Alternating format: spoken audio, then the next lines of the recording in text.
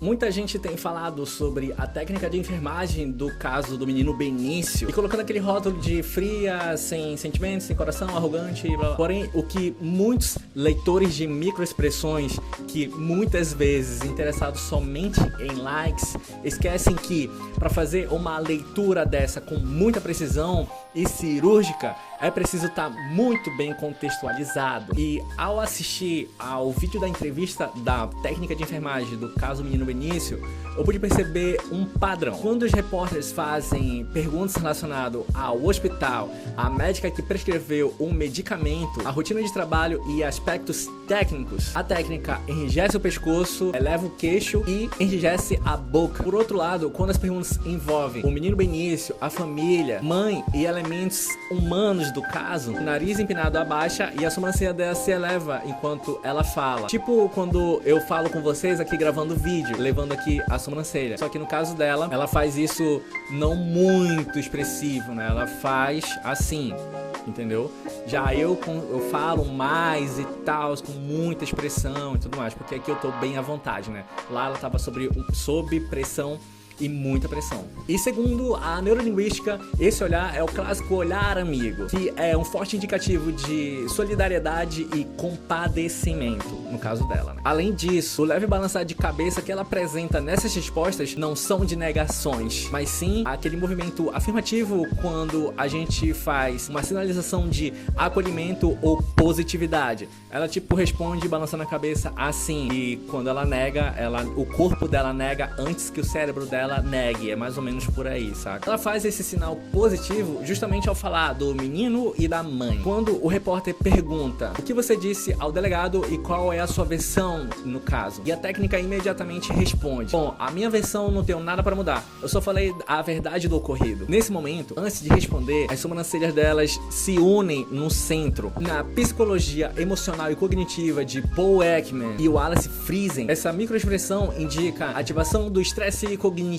ou seja, ela entra em modo de combate, defesa ativa, postura firme e controle da narrativa. E outro ponto fundamental que eu pude observar é o tempo de resposta dessa moça. E esse padrão indica ausência de confusão mental, culpa desorganizada, mentira improvisada, pânico emocional e dissociação. Ela demonstra autocontrole do córtex pré-frontal, baixa ambivalência, ou seja, não há conflito interno significativo, e um combate defensivo estruturado. O cérebro dela não está em luta caótica, mas em luta estratégica. E diante da ameaça percebida, ela responde com convicção, não com impulsividade. E isso, meus caros, é regulação emocional e não frieza.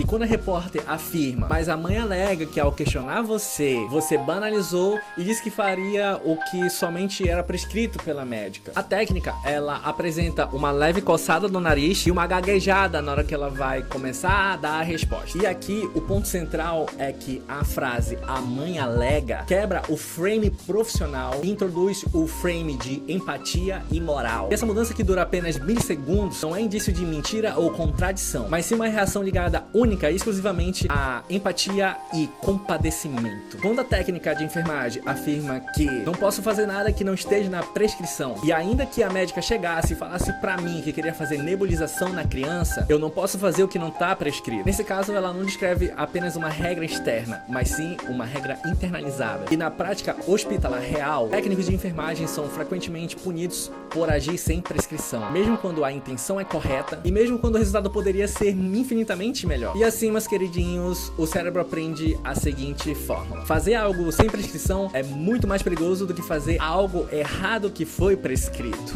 Isso gera o que chamamos de obediência defensiva. Ela não tá dizendo eu não quis ajudar, mas sim eu não posso sair do meu lugar na hierarquia. E nesse caso, o cérebro aprende que sobreviver é o mesmo que obedecer. E o mecanismo neurolinguístico mais claro e evidente aqui nesse caso é que certas palavras ativam estados e códigos emocionais na técnica de enfermagem. Na neurolinguística, isso se chama âncora emocional. Quando fala de criança e família, ela demonstra empatia e solidariedade. Quando fala do procedimento, ela assume uma postura técnica. Mas as palavras como hospital, médica, erro, negligência, protocolo e dose ativam imediatamente um estado emocional composto por raiva, sensação de injustiça e segredo. segredo. E a partir disso surgem sinais involuntários. O nariz levantado, que é um sinal clássico de desprezo. Ombros endurecidos, microtique labial, postura que parece arrogante, mas não agressiva. Um olhar de eu sei coisas que vocês não sabem. E tudo isso é 100% involuntário. Aqui ocorre o que chamamos de fuga da congruência corporal, ou divergência entre controle racional e expressão emocional espontânea. Ela acessa as respostas por meio de memória, treino e convicção moral. Mas certas palavras ativam diretamente o sistema límbico. O corpo reage antes que a racionalização consiga bloquear. É quase como se o cérebro dissesse: não fala nada, mas eu sinto nojo do que fizeram comigo. E o corpo dissesse: eu tô segurando uma bomba. Esse fenômeno é típico de pessoas que conhecem irregularidades internas, pessoas que se sentem injustiçadas, pessoas com raiva reprimida e pessoas que vê superiores hierárquicos saindo ileso. Por fim, antes de elaborar esse vídeo, eu conversei com alguns técnicos profissionais da área que confirmaram algumas coisas que já eram perceptíveis. Há médicos que humilham, são arrogantes e não têm paciência. Questionar existe, mas questionar